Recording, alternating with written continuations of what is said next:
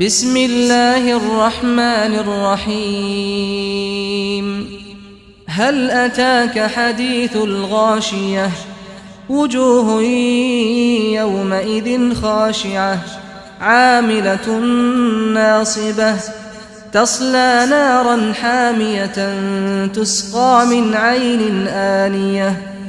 ليس لهم طعام إلا من ضريع لا يسمن ولا يغني من جوع وجوه يومئذ